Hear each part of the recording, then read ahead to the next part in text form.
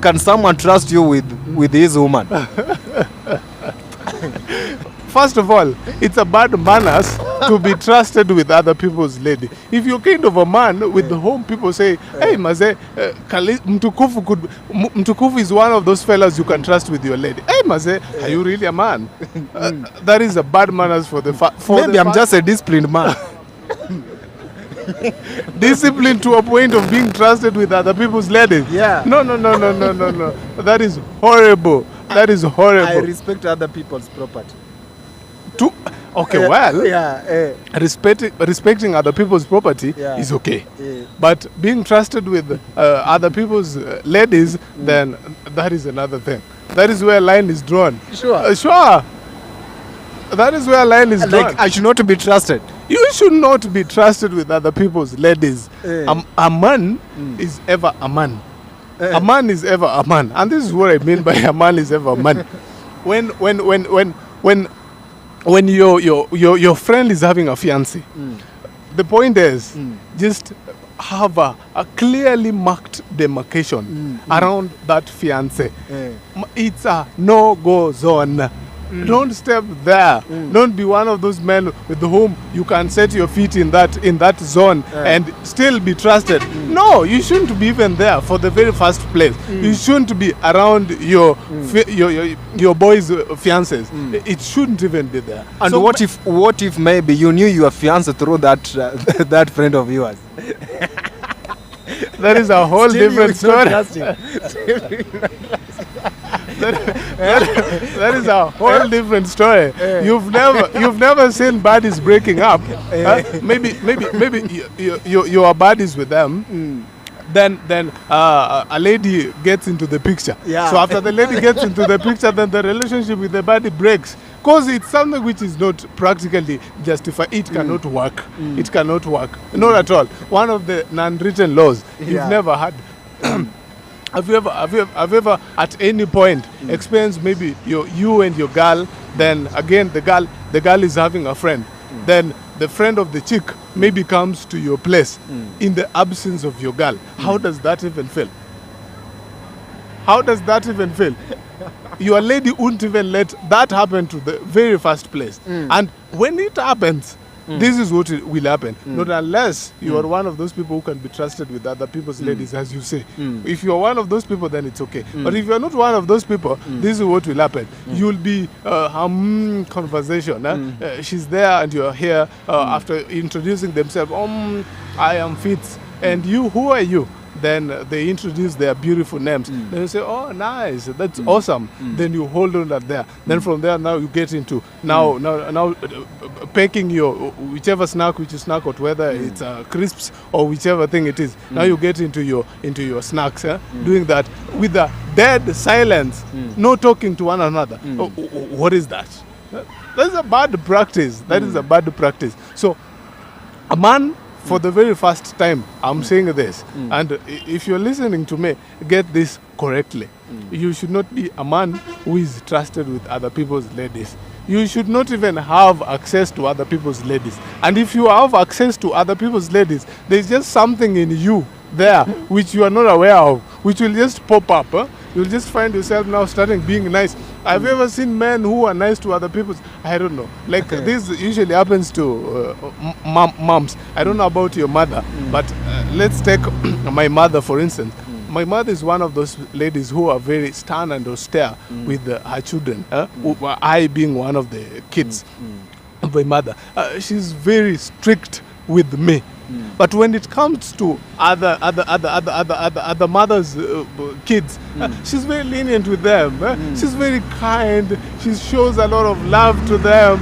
Yet her very own, she's very strict with. I'm trying to use this analogy in the essence of men. You know, as a man, when you're having your fiancé, you should be strict with your fiancé. But when you get access to other people's fiancé, you'll tend to be nice to them.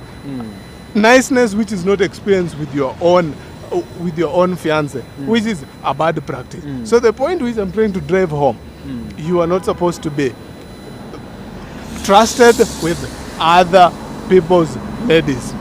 Don't even find yourself around other people's woman. If you want to find yourself with other women, then be with other women who are free elements, free electrons, which freely move. Those who are not married, right? So for the married people, no, don't stay around them. There's just a part of manhood which will just pop up and it will come out. It will overdo you. It will overdo you. I know you're going to respond back with discipline. I know you are a principled person. Okay, let me just proceed to the other one. I'll not go back to being a very disciplined man. But, my viewers, I know at one point in your life, someone that you shared a secret with decided to let it out. And maybe this is the person that you actually trusted. When someone lets out your secret, and this is the person that you trusted so much, how will you feel and how will you deal with such kind of friend? Someone that you trusted, and because you yourself, you didn't trust yourself with your secret, you decided to share it with someone. So are you the problem or the one who has let the secret out? You yourself, you failed to keep the secret. There's a whole adage which goes, problem solved is a problem shared is a problem half solved, right? Yeah. So like this thing is just inevitable. When something happens to you, right? You're having that deep secret. Well, you just feel as though something is pricking you and pushing you and squeezing you to a point that you just want to find some immediate person to share with it. So the point is usually crazy when you find a horrible person with whom you've confided the secret to. You know, when you find a good person, because definitely, ultimately, one honest opinion is this: you'll have to share it with another person. Yeah. You'll have to share it with someone. But who be this person? If that thing squeezes you to a point that you open it up to the first person who came or rather appeared to you after the incident transpired, then definitely you're going to get it wrong on you. But if you can hold the thing which is squeezing you till you find the right person with whom is having a track record of keeping your secrets. You know, again, there's no... by the way, there's some people say that I don't subscribe to this, but some people say that you cannot trust someone until you trust them. So you first start by trusting them, then thereafter you'll trust them. But that one doesn't work for me. I'm one of those people with whom I usually embedded towards track record. Show me your track record. What have you done before? So based on what you've done before, I can now trust you even with this one. So there's that one person with whom you've shared, I don't know how much of your secrets, but you've said at least quite a bit of the secret. Go share with them. That is okay. Sharing with a friend is okay. Go share with them. But share with a friend with whom has shown a track record, which is what? Unexplainable, undeniable, an honest person with whom has done it before. So if they have done it before, this time around definitely they're going to do it. So it's okay to go share with them, and that will do you good. I think so. But when you just find any other person, because for the simple reason that you're just revealing you're sharing your secret to them, you're trying to trust them. Maze hapo naye kitakuramba, as they do say. So make sure you trust that which you've trusted before, and they've shown a track record of being trusted. You know, be a trusted person, you yourself. If you've been a trusted person, then stem it out, spread it to another person with whom again can be trusted equally. Then after you've trusted them, work with it. Work with it. So it's okay to share. I like that. It's okay to share, but I think for me, if you decide that you are going to share a secret, it's actually a signal that you yourself you don't trust yourself. That's why you want to let it out. So you initiating the process of sharing, it's just a signal. Actually, it's an exhibition that you failed to keep your own secret. So but let me ask you this: are you trying to insinuate that trusting yourself is tantamount to being selfish? So No, if you keep it for yourself, Yeah. me I've kept it for myself. That one now I'm trusting myself. like this is for myself, not for us. This is for myself, not for us. That is selfishness. Sure. That is not trust. That is now not trust. That's trust. Like I trust myself. This is for me. Now, when it comes to this self-trust, Yes. I know it's a challenge, of course. It's a challenge, of course, but I know it's possible. How do we cultivate our own self-trust? How do we cultivate it, my brother? Yeah. Nice. Well, trusting oneself, it's a challenge. Yeah. That is one fact which we have to agree with. It is a challenge. But this challenge is a challenge which can be overcome. But again, just based on what you said before, being a principled person. If you're enveloped with principalities, you just don't do things, right? Yeah. You do things based on principles. Yeah. You know that it's not as though we are the first human beings who are living in this planet.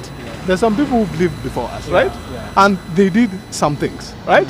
yeah. And those things had consequences, Yeah. be it positive or negative, but they had consequences. So based on the consequences which were which came as a result of their deeds, you can learn a lesson. Yeah. Then say, well, this person did this, right? And they ended up this way. Yeah. Now, as for me, I would also wish it to do it as they did it. Yeah. But as for me, I don't want to end the other way. I want to end this way. That is not going to work. If they did it that way and you're doing it the same way, the end result is not going to be far from their result. So the point is this. Have a person you call your mentor. Be it a person, an ideal person, or even a book, or whichever pillar is. You've said you're one of the astounding Christians, right? Yeah. You believe in the Bible and so things, right? Yeah. So you can use the Bible, right, as one of your principal books. Yeah. And through the Bible, now what the Bible says, you practice it. And if you practice it to the core, and it works out for you, the point comes where something you're doing a thing and the result is negative, and you're still fixated into that very